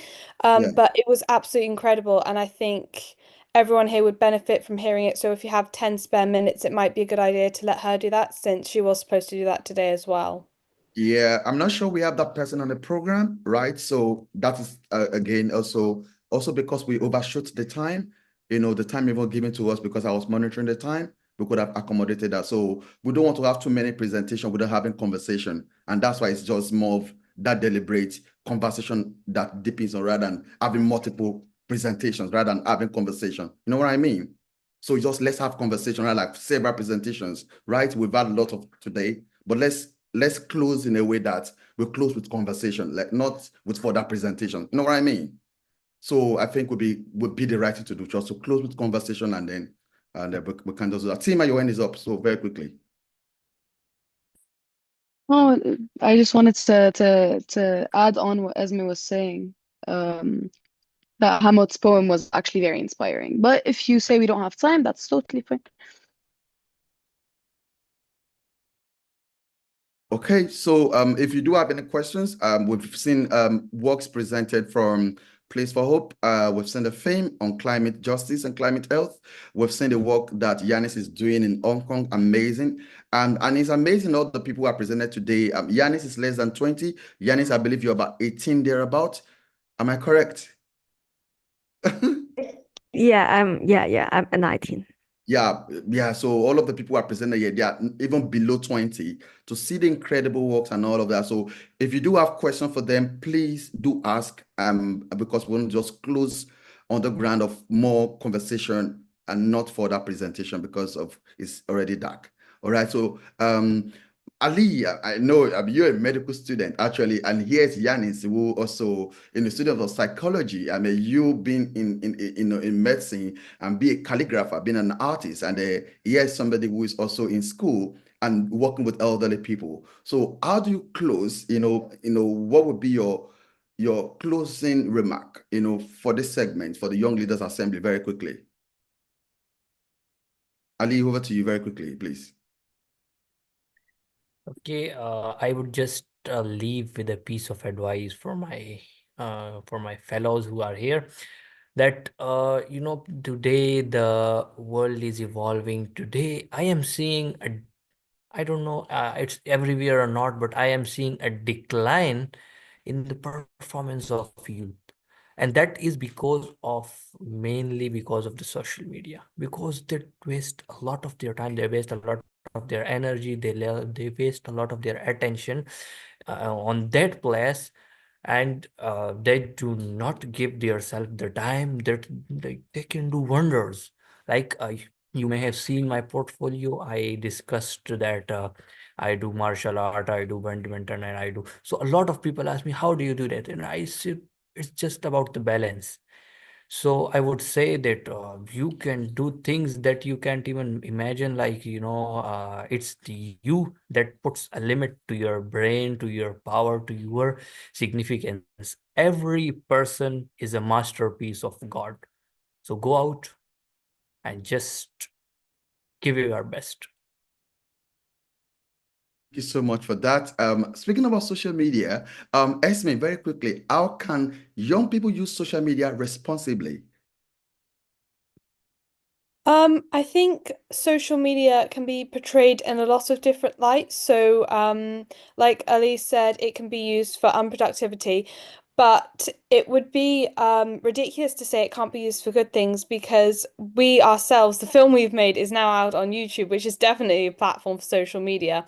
So I think by social media really should be a way to share inspiring things rather than flawed views of the world where we're like, oh, everything's perfect, because it's not. It's not a perfect world. That's the reason we're here, because the world is messed up.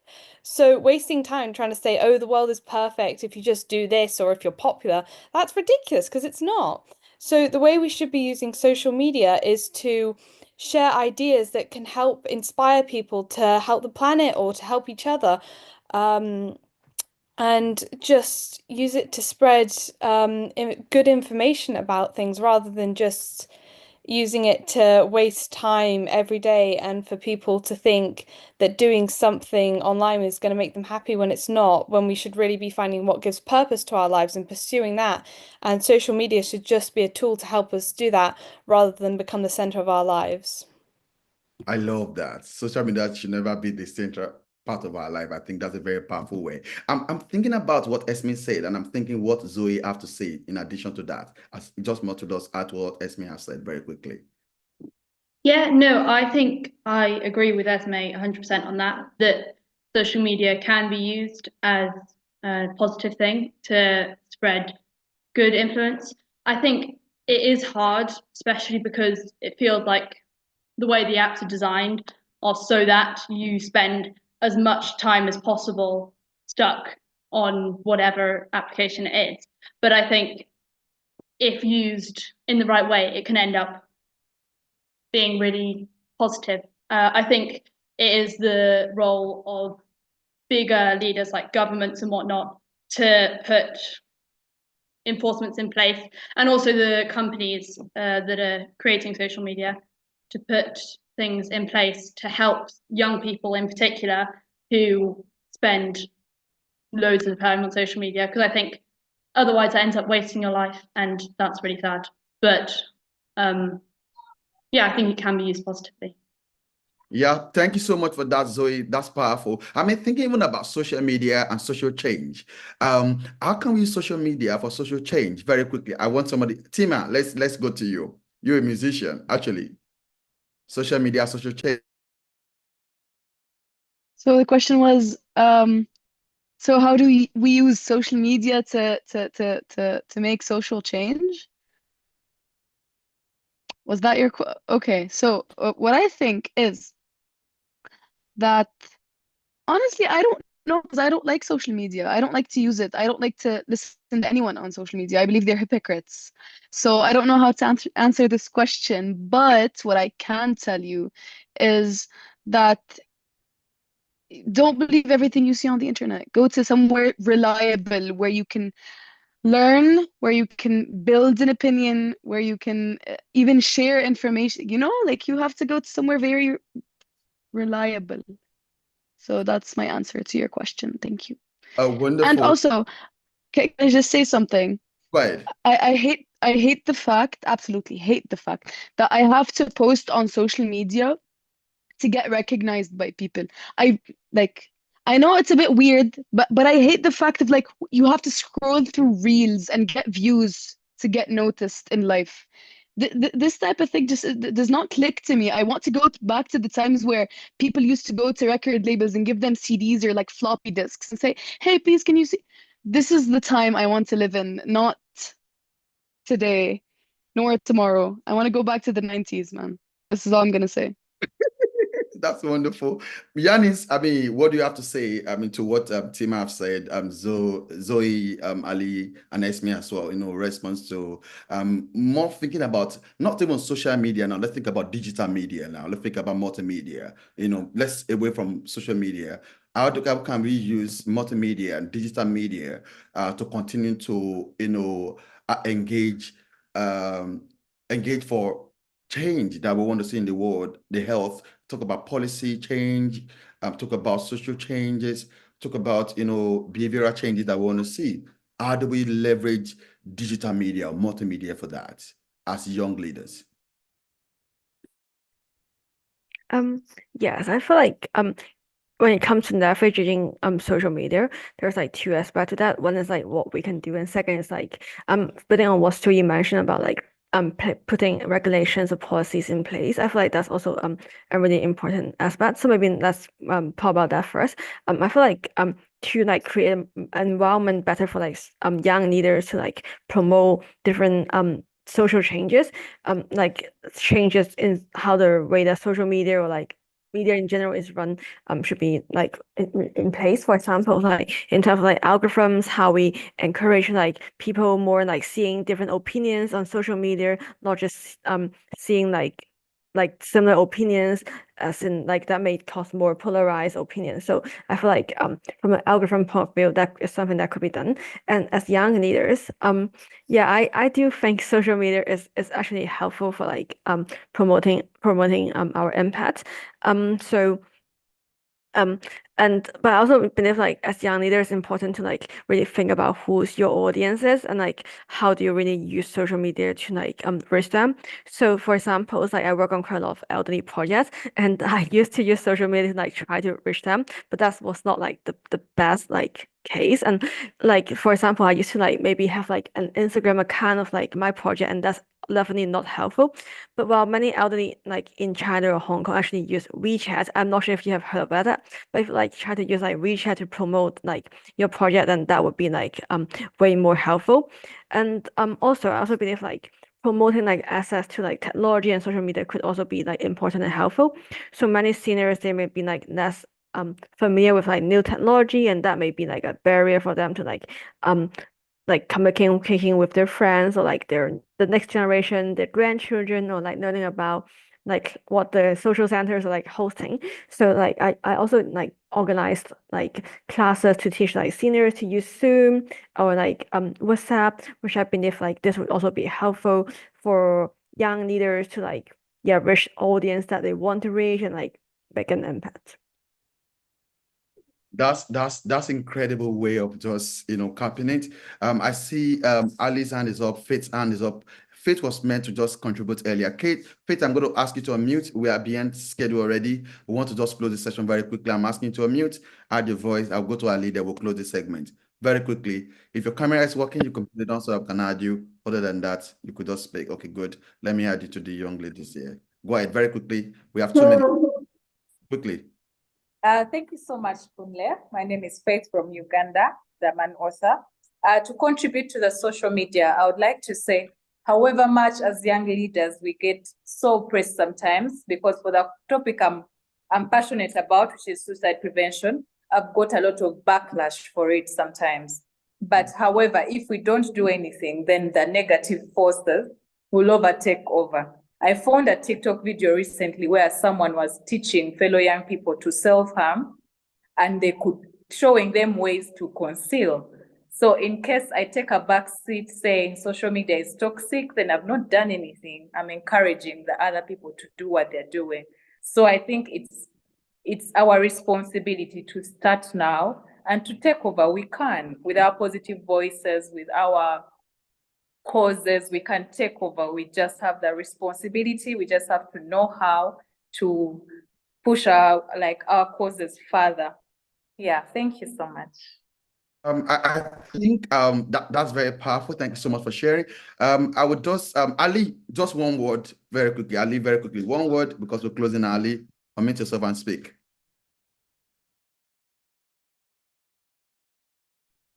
Ali, are you saying anything? Okay, I wanted to add one thing. Actually, my research was in my first year of med school that the effect of social media screen time on the grades of students and the mental well-being. And then when I was doing my literature review, I found out, as this is a global conference, so people should know, I found out that the social media screen time had no effect on grades in European countries. And they had a huge effect in countries like Pakistan, India, and Bangladesh and Saudi Arabia. Like the thing was completely different. There was the conclusion of a research was it has no effect, and here the conclusion was it has a huge amount of effect. So it is a concerning thing, I guess. All right, thank you so much for I that. wanted to mention this Yeah, research. thank you so much for that. As we close this segment, just for 1 minute, I would invite Trish, who is the country festival director for the Global South Art and Health Week Qatar International Convening, to just give a closing remark. Just 1 minute. Trish, over to you very, very quickly for this wonderful, incredible, inspirational young leaders from around the world. Over to you, Trish. 1 minute, please. Thank you, Kunle. 1 minute. I think one thing that's very profound is the level at which you're looking at things, the level at the lens of your research, the lens of your longevity, what you're looking at in the long term, and how you're standing up here and being very strong in your views. And you're working across so many fields. So I just want to say from me, sitting here listening, I'm really excited about, we're going to launch the Youth Ambassador Program here in Qatar. So I'm very excited about how the youth are going to come up and really teach us from your insight, because you have a different lens, you have a different experience, and we can't talk about your experience because it's not ours. We can't tell you about your experience because it's not ours. And as you said, Ali, you know, we've also got to take into consideration geographics, social, political. There's so much. And sorry, I've got something in there. There's so much, and the trust that we have just listening to you is that we know that the baton we're handing over or we're holding together is something that's just going to continue. We don't have any worry about this fading out. This is growing, and you're going to hand the baton on and hold the baton on as you're doing it, and we continue and we continue. And that's the way it has to be. And so I'm feeling very proud to be part of you, really. Very proud to have just joined this and know that you are connecting and you're already building. So all we're doing is holding up a little platform for you, really. You're doing the work. We're just shining a little light and hoping other people take the torch as well. So I just want to say a big thank you to you for your time, energy, your passion, most of all. The passion. Don't let it die out. Your growth mindset, people, don't let it die out. I know that when you get a no, you will twist another way and you'll find a yes, or you'll always be curious. So this is what it is. You're curious people. Just keep being curious, whatever happens. Thank you so much. Thank you so much, Trish. Thank you so much, everyone. I would start with our amazing presenters today, Ali, for the wonderful spoken word at the opening of the event. And want to thank our amazing, wonderful musician all the way from Syria, Tima. Thank you so much for that very powerful music. And I know I'm going to go back to it and play it again and again and again and again and again. Thank you so much for that. And also want to thank Esme, Zoe, Praise. I want to thank our amazing keynote speaker, Ali, Yanis from Oxford, all of you who have made today a huge success, a great inspiration for all of us. There's so much to learn from your energy, from your passion, from your vision, from everything you've done. We want to say we're truly grateful for the opportunity for you to lend your voice and to also share your passion, your project, your works with all the young people from around the world today. We're really, really grateful to you. Thank you so much for making our time, spending time with us today. We're very grateful. And today we bring in, also want to thank our amazing, elders who joined us because actually this is a meeting for young leaders, but also, well, some of us are like as old as 50, 60 there, but we're still very young. Anyways, we're very young people, right? And I want to thank the young old people who are here today, who have been with us from the beginning of the Young Leaders Assembly. Thank you so much for your time. We appreciate you. We honor you. We're grateful to you. This event is live streamed actually, so we'll be sending you the recorded link, and then you can share with your parents, with fellow young leaders. Keep the spirit alive. Keep inspiring one another in your school. Continue to be that change maker. Your community continue to be a change maker and continue to make the world a better place. Young people as co-designer for good health and well-being. Bye for now, everyone. From me to you. See you next time. Bye.